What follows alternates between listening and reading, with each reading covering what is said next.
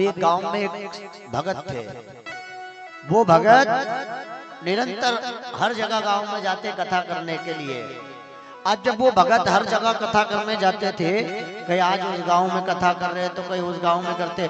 और वो भगत ऐसे थे कि भगवान के राम जी के भगत थे, भगवान राम की राम कथा करते थे।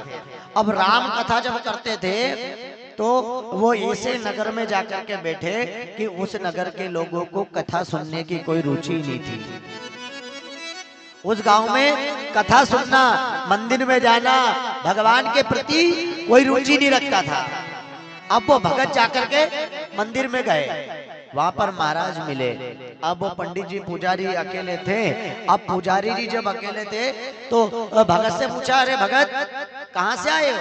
बोले हम राम जी के सेवक हैं और हम राम जी की कथा करते हैं और हमारा कर्म है कि जिस गांव जाते हैं वहां पर हम 9 दिन तक राम कथा सुनाते हैं। तो पंडित जी कहने लगा, अरे भगत आपकी बात तो सही है, लेकिन इस गांव में कोई कथा सुनने की रुचि नहीं है, इस गांव में कोई कथा सुनने नहीं आता है, तुम कथा किसको सुनाओगे? तो भगत ने कहा, देखो मुझे किसी को सुनाने की जरूरत नहीं है, हम तो मात्र राम जी को सुनाते हैं और राम जी हमारी कथा सुनते हैं। और जब राम की कथा होती है वह हनुमान आकर के बैठ जाते हैं, तो हम तो हनुमान को कथा सुना रहे हैं।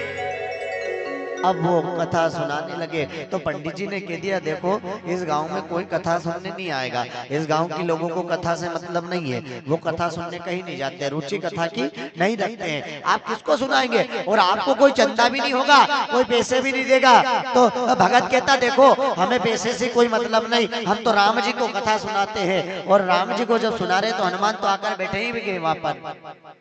भगत को खूब मना करा, बोले इस गांव में कथा मत करो, बोले इन लोगों में रुचि नहीं है। भगत ने कहा, ठीक नहीं, हम तो कथा करेंगे, कोई आए चाहे ना आए, हमें किसी से मतलब नहीं है। अब भगत बैठे, कथा प्रारंभ करी। एक दिन बीत गया, कोई नहीं आया, भगत जी अकेले कथा बाच रहे। 2 दिन हो गए, भगत जी अकेले कथा कर रहे। 3 दिन बीत गए, कोई कथा सुनने को नहीं आया। पंडित जी ने फिर कहा, पंडित जी ताला लगाकर अपने घर चले जाते मंदिर की पूजा करने के बाद। और भगत जी जो थे वो हाल में बैठकर राम जी को कथा सुनाने लग गए। जब राम जी को कथा सुना रहे थे तो भगत जी के मन में एक विचार आया, बोले मैं राम को कथा सुना रहा हूं, मेरे प्रभु को तो हनुमान जी तो अवश्य आकर बैठेंगे, बचाओ करने लगा। अब हनुमान जी ने पैर तो जकड़ा साहब, इधर से जोर से हल्ला हुआ गांव में। अब गांव में जब हल्ला मच गया तो उसके बेटे दौड़कर आए। जब बेटे दौड़कर आए तो बोलने लगे, हनुमान जी कहते, देख भगत कितने पैसे मिले? बोले हनुमान जी मेरा पैर क्यों पकड़ा, मेरा पैर छोड़ो, वो मेरा 500 रुपए लेकर भग रहा पंडित, मैंने उसको 500 रुपए दिए कथा में, उससे बोला था कि लास्ट दिन जो चढ़ोतरी मिलेगी। और हनुमान जी तुमने भी छल किया? बोले क्या? राम जी से कहे कि मैं 1000 रुपए पंडित जी को दूंगा और तुमने वो 1000 रुपए नहीं दिए। अब देख सेठ, तूने 500 तो दिए, अब तेरा पैर तभी छोड़ूंगा, अब तू 1000 रुपए और चढ़ाए। साहब हनुमान जी ने जब पैर जकड़ा, छोरे आए तो छोरे उन कहने लगे, बोले पिताजी क्या हुआ? बोले हनुमान जी कह रहे कि बेटा हमने दोनों ने बात की थी, राम जी ने हनुमान जी ने कि 1000 रुपए पंडित जी की पोथी पर चढ़ाना, लेकिन ये सेठ लालच में आ गया कि पंडित जी को तो पता ही नहीं कि हनुमान जी की और राम जी की बात हुई, सिर्फ मैंने सुनी थी, मैं अकेला ही था वहां पे। लेकिन हनुमान जी ने 500 रुपए चढ़ाए खाली वहां पर, और वो भी नहीं चढ़ाए, वो 500 मेरे लेकर चले गए पंडित जी, और मैं हनुमान जी को कहना आया। अब वो 1000 रुपए मेरे से मांग रहे हनुमान जी। बोले साहब, हनुमान जी ने कहा, बोले बेटा एक काम करो, 1000 रुपए दो। साहब 1000 रुपए दिए, तब जाकर हनुमान ने उनका पैर छोड़ा। और जब पैर छोड़ा तो हनुमान जी ने कहा, बोले देख भाई तू इतना कंजूस था, तूने सिर्फ राम जी की बात सुनी और हनुमान हम दोनों की भगत की बात सुन करके तूने लालच में ठगना चाहा।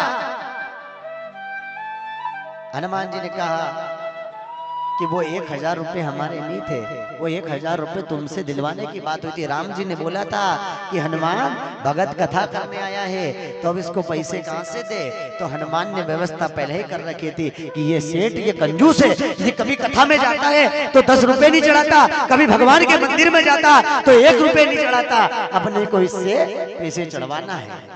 हनुमान जी ने कहा भगवान प्रभु स्वामी मैंने आपका काम पूर्ण कर दिया, आपने कहा था कि भगत की सेवा होना है, गांव में कोई आए चाहे नहीं आए हनुमान जी को देना है तो वो कहीं से भी निकाल कर दे देगा। साहब मैंने कल भी बताया था आपको, जो दान में करे ढील, कल भी बताया था ना मैंने, जो दान में करे ढील उनको धन को खा जाए वेद वेश्या वकील। ध्यान रखना, वेद का मतलब डॉक्टर, वकील का मतलब अभी केस लगेगा तो कहेगा ले ले लाखों से, धन में करे ढील और उसको धन को खा जाए वेश्या वेद वकील। तो हनुमान जी ने क्या करा, सेठ कंजूस था क्योंकि कहा ना कि कपड़ा तो चूहा भी काटता है और कपड़ा तो दर्जी भी काटता है, लेकिन कपड़े को काटने में अंतर होता है साहब। अगर चूहा कपड़े को काटेगा तो वो कपड़ा बिगड़ जाएगा और अगर दर्जी उस कपड़े को काटेगा तो उसकी जिंदगी सुधार देगा। तो यह अब आपके हाथों में है कि आप चूहे से कपड़े कटवाओ या दर्जी से कपड़े को कटवाना चाहते हो।